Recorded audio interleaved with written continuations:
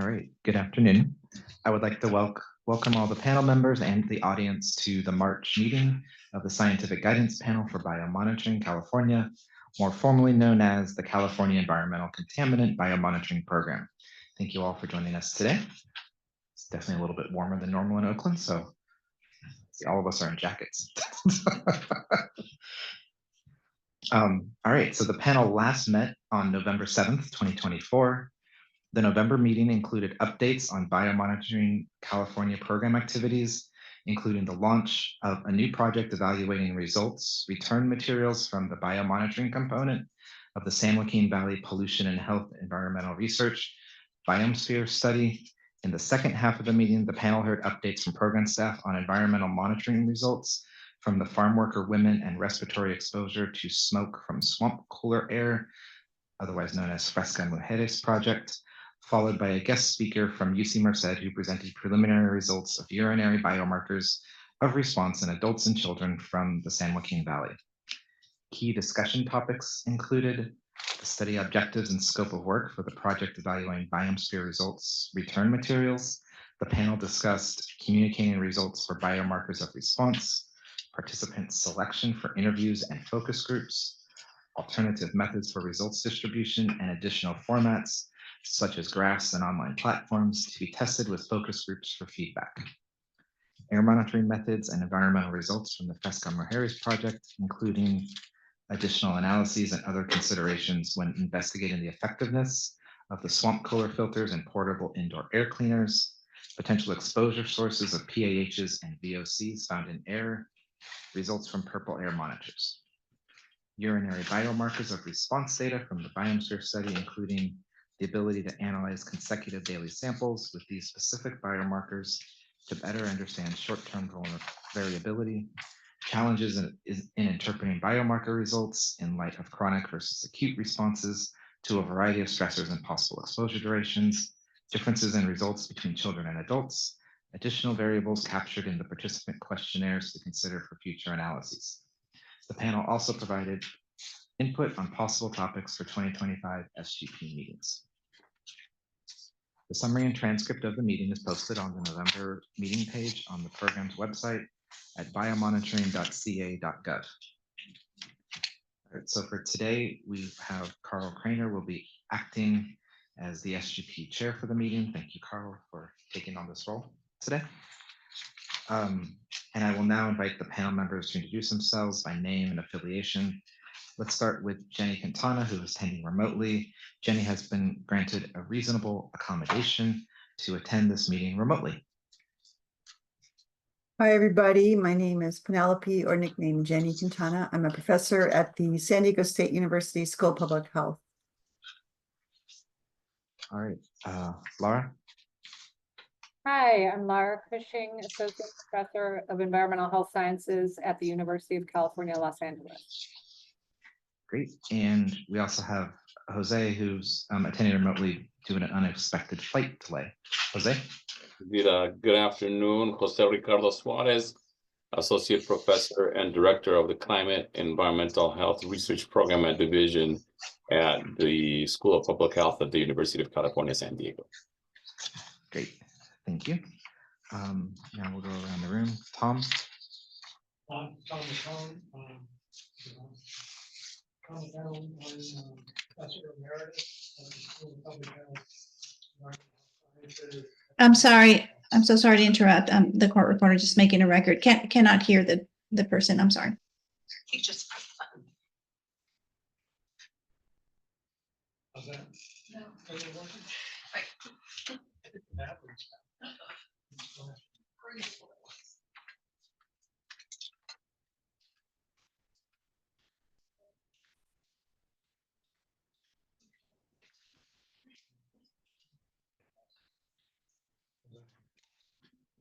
Oh yeah, that one's not flashing. All right, start over again. I'm Tom McCone, Professor Emeritus of Environmental Health Sciences at the School of Public Health, University of California, Berkeley. And Amy? My name is Amy Padula, and I'm an associate professor in the Department of Obstetrics, Gynecology, and Reproductive Sciences at the University of California, San Francisco. Great. Thanks, Amy. And Carl? Carl Cranor, distinguished professor emeritus in philosophy and faculty member and professor emeritus environmental toxicology at UC Riverside. Great. Thank you, everyone. And now I'll turn it over to Carl, who will provide more details about today's meeting. Okay, we have some further guidance. As a reminder to panel members, please comply as usual with the Bagley-Keene open meeting requirements that all discussions and deliberations of the panel about the subject matters at issue today will need to be conducted during the meeting, not on breaks or with individual members of the panel, or on or offline, including phone, email, chats, or text messages. Panel members who have not been granted a reasonable accommodation and are attending remotely must visibly appear on camera during the open portion of the meeting. If you are unable to keep your camera on during the meeting because it is technologically impracticable, please make an announcement when you turn your camera off. Additionally, if someone older than 18 is in the room with panelists who are attending remotely, you must disclose the presence of that person and their general relationship to you. Do we have any under 18 members off camera, off site? No, okay. So we've checked that. We will first hear an update on program activities. The panel will also hear from two guest speakers on perfluoroalkyl and polyfluoroalkyl substances, PFASs, and drinking water in California. There will be time for questions from the panel and audience after each presentation. If science guidance panel members wish to speak or ask a question, please raise your hand. I will call on you at the appropriate time, and then you can ask a question or provide your comment. If online webinar attendees have questions or comments during the question periods after each talk, you can submit them to the Q&A feature of the Zoom webinar or by email to biomonitoring@ohio.ca.gov. We will not be using the chat function during this meeting. Please keep your comments brief and focused on the items under discussion. Relevant comments will be read aloud and paraphrased when necessary. If online attendees wish to speak during the public comment periods and discussion sessions, please use the raise hand feature in the Zoom webinar, and Rebecca Veloso will call on you at the appropriate time. I'm not done. If you're attending in person and wish to comment during the public comment periods and discussion periods, please come to the front or raise your hand and I will call on you at the appropriate moment. For the benefit of the transcriber, please clearly identify yourself before providing comment and write your name and affiliation on the sign-in sheet at the back of the room. At the end of the meeting, there will be time for an open public comment period. Our first speaker is Nerissa Wu, who is the chief of the exposure assessment section in the Environmental Health Investigations Branch, EHIB, at the California Department of Public Health, and the overall lead for Biomonitoring California. She will provide a current update on program activities. Nerissa. Thanks, Carl. Thanks for serving as our chair today. Welcome, everybody. Good afternoon. I will be giving the program update today, which will cover the usual components of the program, but I actually wanted to start today by talking a little bit about wildfires. So the wildfires in Los Angeles County have brought about obviously huge devastation and also concerns about environmental and occupational exposures during the fire and in the aftermath. And we have been contacted by a number of researchers asking us if we would be trying to measure exposures related to the fire. We as a program did not go into the field to collect samples ourselves, but we have been considering ways in which we could support the efforts. So we're in discussion with research teams about conducting analyses for samples that they have collected. Details are still being worked out, so I'm not going to go into details, but both labs may end up playing a role in these larger efforts to measure exposures, both to fire and then during cleanup. We've also offered KRLA data as a baseline comparison for metals and for PFASs, and also let people know that we do have archived samples from KRLA that could be analyzed for additional analytes if that's something that they have interest in. And I'm actually going to move this over. I can't find it. There we go. We've also taken a look at the care metals data. As part of our analyses, we took a look at the wildfire related data. KRLA was conducted in the first half of 2018. CARE 2 was conducted in similar months the following year. And there were fires in the CARE counties in the months preceding our fieldwork. So we added 2 questions to our questionnaire to try to understand participants' fire or cleanup related activities. And these tables just show the fires of 1,000 acres or more that were active before and in the months that we were in the field. So we had asked our participants if they had experienced any of these activities. Okay, any of these activities related to recent fires in the preceding months, so things like performing emergency response duties such as fire suppression, performing debris or ash cleanup as part of a job, or performing debris or ash cleanup for their own home or as a volunteer, or if they were living in an area with fire damage once the fires were out. And you can see that the number of participants answering yes to any of these activities for both KRLA and CARE 2 was pretty low, not unexpected. The study was not designed around wildfires, so neither participant selection nor the questionnaire were really designed with the objective of looking at wildfire impacts. So we did not have sufficient numbers to look at any occupational exposures, but we did look at participants who participated in ash and debris cleanup and also created a variable that included these last 2, performing debris or ash cleanup, or after the fires, I lived in an area with fire damage. And we also created an any wildfire variable, which included anyone who responded yes to any of our questions about wildfire activities. And these variables were put into a model with our biomonitoring results for metals. And we did find that the participants who reported cleaning up debris and ash at their homes or as a volunteer had twice as high levels of urinary mercury than participants who said no to these questions. And then you add in the people who said they did ash or debris cleanup as a part of their work, the finding is roughly the same. It doesn't add that many people because there's a lot of overlap between those categories. But this difference was found in both KRLA and the CARE 2 study populations and persisted even after the model was adjusted for age, race, and income.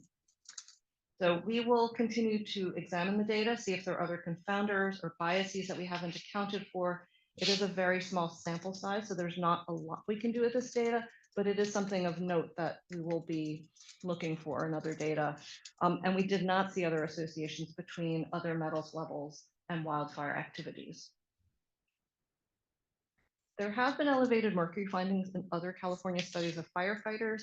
Biomonitoring California had the Fox study in 2011, so not specifically looking at wildfire exposures, more general firefighting activities. And those firefighters had slightly elevated blood mercury levels and roughly the same urinary mercury levels compared with NHANES. Tubbs firefighters had been, were found to have, the firefighters who had been deployed were found to have higher blood mercury levels than non-deployed firefighters. And then following the Camp Fire, firefighters coming right out of deployment were found to have higher blood mercury levels compared to NHANES. And we could not compare urinary mercury because NHANES detection frequencies are low enough that they don't post a median. But we know that detection frequency among the firefighters was higher than for NHANES. And there could be multiple exposures for firefighters of mercury, including thermometers, thermostats, other household items that burn, other building components. Wildfires can also release inorganic mercury, either as a gas or by attaching to particulates in the air from burning biomass and thermal volatilization of soils. But it's a concern for firefighters. It's also a concern to just people who live in the area as they go clean up, and there's ash that has mercury bound to that particular settling in the ash. So there is this active research going on to learn about the environmental exposures that might happen in a fire, particularly important to California, particularly as we're having more and more of these fires. And the hope is that this research will help us come up with appropriate public health actions and advisories. So biomonitoring following wildfires and the firefighters in particular is really complicated logistically. Lots of things to consider, like the timing between when samples are collected and that exposure period, particularly a concern for chemicals that are short biological half-life. Collecting samples immediately following deployment in the chaos of a wildfire is of course very difficult.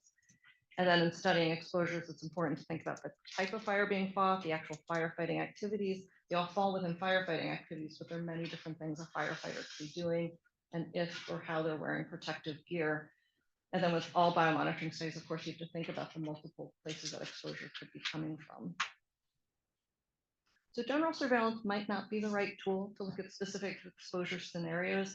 Might not be quite the same population. Very small percentage of our care participants were part of the fire-related activities. The questionnaires might not be designed to get to very specific information that we need, but surveillance provides baseline data that might be useful for comparison. And as we've talked about KRLA as a baseline, and also in the July SGP meeting, we talked about PFAS and POP trends in some of our surveillance data. There was recently a paper by Kristen Knox and others at Silent Spring that looked at trends in chemical exposures in relation to Prop 65 listing. All of these things together really highlight the importance of having high quality representative surveillance data. And that's something that we're going to continue to pursue with our surveillance work. So this is a list of our surveillance studies that we have in progress. You have heard about the California Regional Exposure Study already.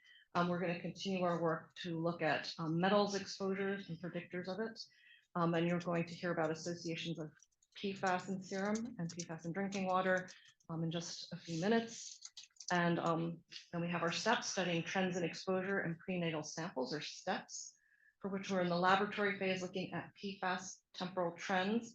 And we're continuing to consider study design options for our future surveillance work. And in a little bit more detail on STEPS, the lab continues to make progress on our PFAS analyses. So we are getting close to having a full set of data for Orange County, which will enable us to look at time trends for that one county. Fresno County samples are about 30% complete.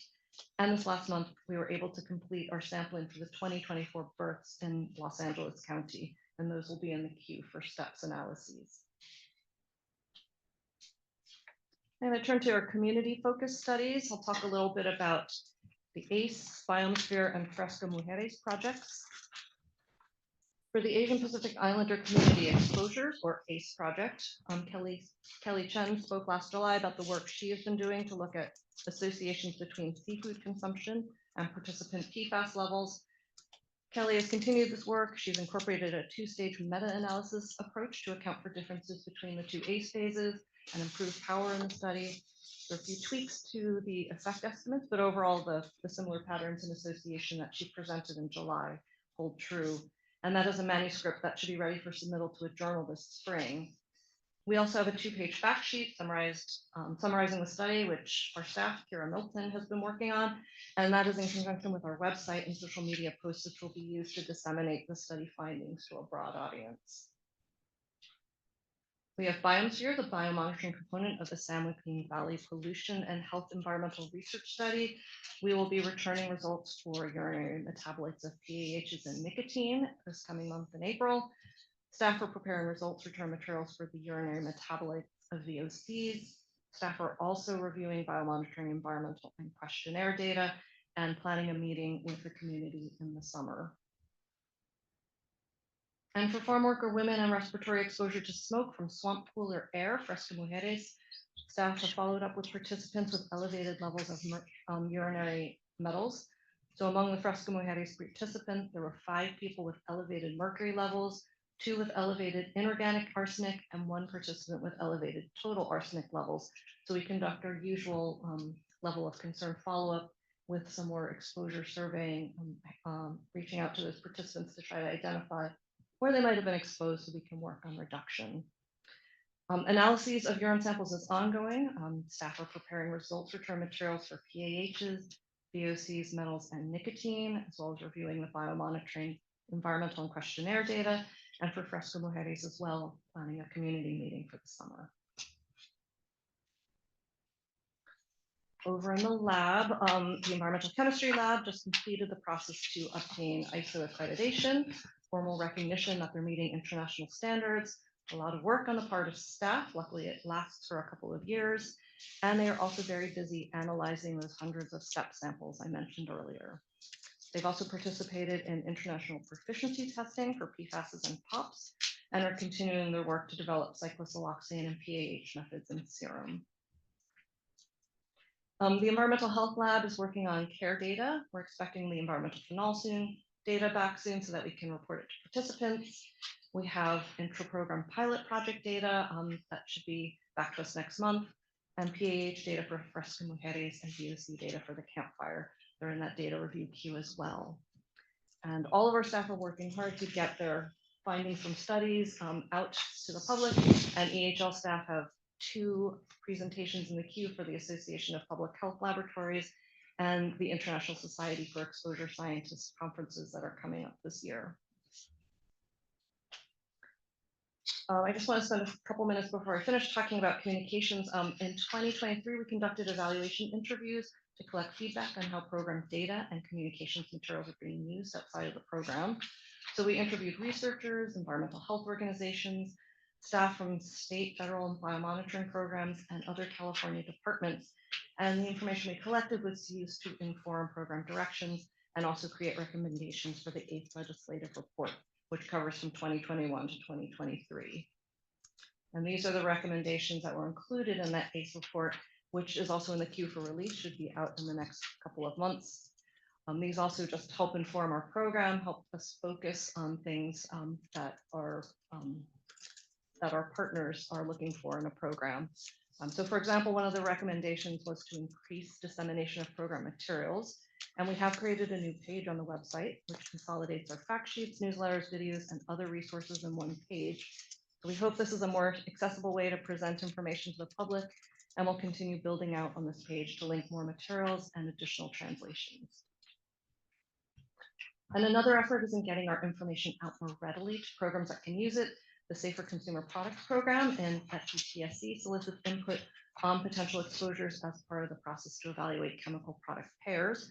And in the past few months, this has included propyl and butyl paraben, as well as quaternary ammonium compounds, and we were able to submit program data on parabens from multiple studies, as well as Plaques data from a recent intra-program pilot study. We're going to be conducting another round of interviews, again with people from different programs that intersect with biomonitoring California, and we'll use those recommendations for the 9th legislative report, which we're just starting to work on, and again, to help us focus our program priorities.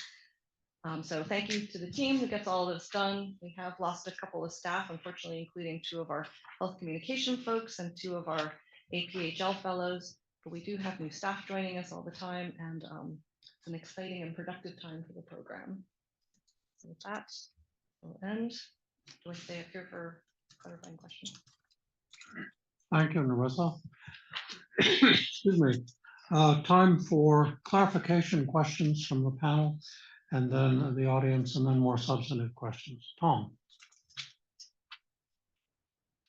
Well, perhaps this might be more substantive, but I was curious if, well, first of all, I think it's great that you were able to hit the ground so quickly. I mean, nobody gets an advance notice about wildfires, and so you can, have months to prepare for this, that you're out there figuring out what you could use to focus on the impact of the wildfires. So that's really good.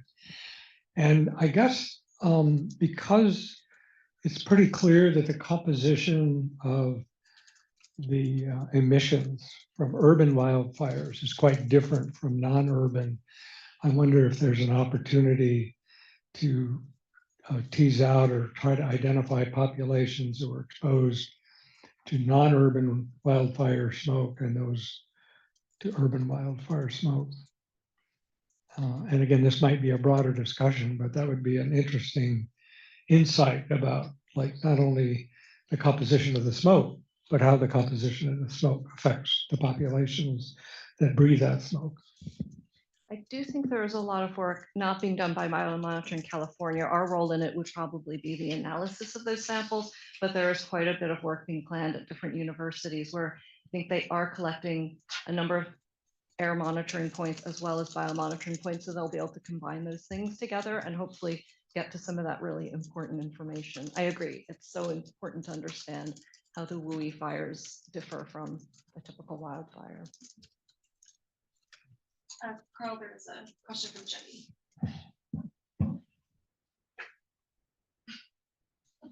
Okay. There was a place here for further questions are either from the audience, any indication off-site audience have questions?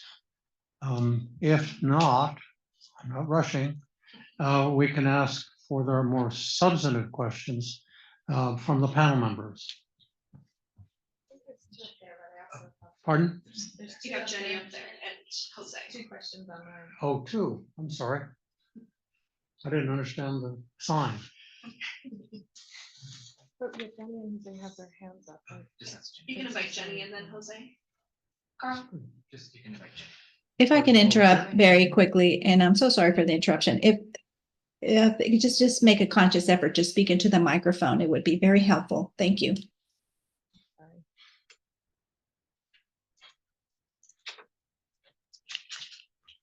So should I speak now? I got a request. Yeah, go ahead. Okay, hi, this is Jenny Quintana from San Diego State University. And I had a question about some of your slides where you discuss returning results to participants. And I'm just wondering, do we embed evaluation of results return and understandability typically when you return results, or is that only on special occasions? And I was thinking of the Fresca study specifically. We have conducted results return evaluation in a number of times, and we have another, I think Rebecca spoke about this at our last SGP meeting, about a planned evaluation of the results return materials for Biomosphere. And we're actually going to expand that to include an evaluation of the use of the Derby platform that's put together by Silent Spring. So that's very exciting. We don't do it for every round of results return. I mean, we always want feedback, but it's just a matter of how much we want to ask our participants to do. You know, there's a cost there to their time and effort. But we acknowledge that it's a really important set of information to get, and we're always concerned about the accessibility and understandability of the materials. Yeah, I was just thinking about that. If you have a population with significant cultural or language influences, it'd be even more important to evaluate results return, which I think, you know, I'm really impressed with Biomonitoring California results returns. You know, I use that in my own work as the example of how to do it. So I do think this is a really important and exciting part of this program. Thank you. Any other questions from offsite? Sure, I can go next. Okay. So this is Jose Suarez from UC San Diego. Nerissa, thank you for that presentation and for the terrific work that you continue doing at the biomonitoring program. I had a question going back to the wildfire exposures and care. Could you provide us a little bit more detail with regards to the timing or how much time is elapsed between the measurement of mercury versus the actual fire event? The measurement of mercury or the sample collection? Well, the sample collection. Okay. Well, you can see from this slide when the fires were taking place, both in LA and in CARE 2. And in both of those cases, samples were collected in February through June of the following year. So it was within 6 months, I think. With Susan, actually, you probably have a better answer for this. Yeah, it ranges from about 3 to 9 months. Susan Hurley says 3 to 9 months was the range. I mean, it's very interesting, even though the sample size is small, it's compelling and at least concordant with some of the other studies that you were presenting there as well with firefighters. So it's interesting. So thank you for clarifying. Yeah, we would like to be able to dive deeper into that, and of course stratify by time from sampling or time from the work that was the exposure and the work that was being done with ash and debris cleanup. We just don't have the numbers to do that, which is why a focus study that's being done in the LA County fires now will probably yield cleaner results. I mean, there are lots of confounders in this data just because it wasn't the real intent of our sampling. Great, thank you. Laura? Laura, Any other questions? Laura's got a hand up. Laura Cushing. Yes, please. Yeah, hi. This is Laura Cushing. Thank you. I also wanted to echo, much appreciation for all the work that Biomonitoring California continues to do, and that you've looked into the LA wildfires a little bit and are supporting, efforts to analyze samples collected by others during the wildfires, just given how unprecedented that those events were in terms of scope, 16,000 structures burned and the population impacted, not just population displaced or working in the fire zones, but from the smoke, a lot of people exposed during the fire event. So I had a similar comment to Jose. It sounds like maybe it's not possible, but if possible, to do something pretty maybe crude, but just to add control for the time elapsed between the sample collection and the fire that occurred closest to the participants' home location. I think you have locational information. Maybe that would be a crude way to try to control for that a little bit, as well as diet. I don't know if you have anything on fish or seafood consumption with the mercury, but it's kind of curious that it's seen in urine but not in blood, as it was in the firefighter studies were seen in blood. So those were just two suggestions, if possible, given the data limitations. And then I think my bigger picture comment or thought was just that it would be, and again, I don't know if this is possible, but given that, the purpose of surveillance and the design of surveillance is, as you said, not very appropriate to studying these events like wildfires. Nonetheless, they're going to keep happening, and it would be nice to leverage all the work that goes into the surveillance to be able to look at extreme events when they do occur. So I'm curious whether it's possible to, for the, surveillance work going forward, if it's going to involve recruitment, if it would make sense, it'd be possible to include like a recontact in the IRB protocols. So for example, people participating in CARE LA could have been recontacted to ask if they'd like to give another sample post the LA wildfires.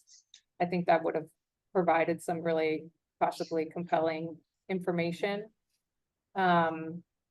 So if that's possible for future surveillance, I think that might be a nice thing to build in to allow, again, the surveillance data to be leveraged to look at extreme and random, hard to predict events like wildfires. Susan, do you want to address the first part, and then I'll address the second part of that? Sure. This is Susan Hurley from Biomonitoring California. So I'm the one who took a look at the CARE data, and trying to remember what your questions were. The first is in terms of the timing of the exposures, the timing of the sampling with respect to when the wildfires are. I don't know that we could incorporate that into our models. Was that one of your questions? Okay.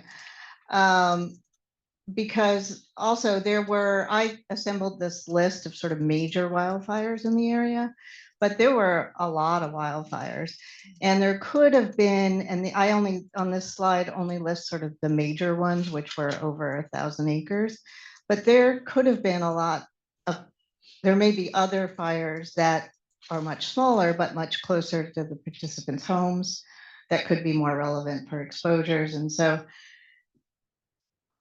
I don't think we could easily do much more with the fire data, although we have discussed possibly trying to look at residential location and linking that to like plumes, smoke plume data. So there may be something we could do there, but you know, given the sample size and the amount of effort that would be involved in doing that, we're not sure if that would be a fruitful way to go. And then with, I think you had a question about looking at some of the other diet, yeah. So we don't really have the power to do, you know, full-on multivariate modeling. These are adjusted for income, sex, and race ethnicity. For KRLA, I did take a look to see just who cleaned up, you know, their ash, you know, sort of characteristic, a bivariate sort of summary of who cleaned up their ash and who didn't, and how they might be different. And in KRLA, you actually, well, in both studies, women are more likely to do it.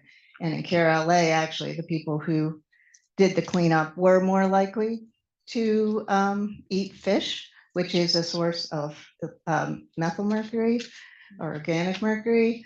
And so we could do a little bit more, I think, with the diet data. And I think we will. Does those answer your questions, or did you have another question? Okay.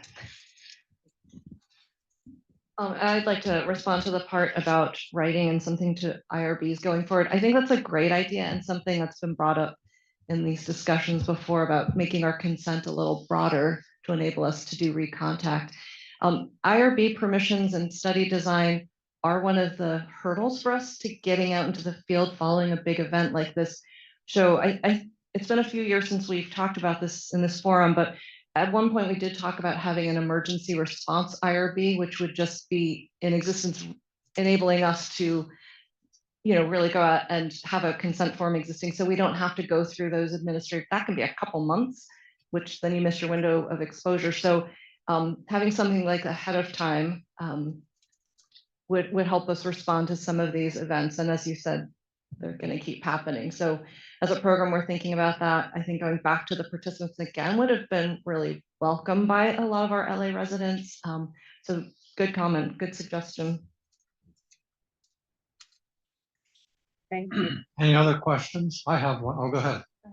I just also was curious, am I close enough? And just state your name. Oh, sorry, Amy Padula, UCSF. I was also wondering which other metals were detectable kind of overall, but not different between any of the groups, or what other ones were examined. And then also if any other non-occupational studies have found levels of mercury elevated in wildfire exposed populations. We included all the metals that we measured in the model. So mercury, lead, I'm gonna have to rattle these off now. Okay, sorry, I can look this up too. I know this is in the Arsenic, early part. molybdenum, cadmium, Okay. thallium, uranium, Okay. manganese. Mhm.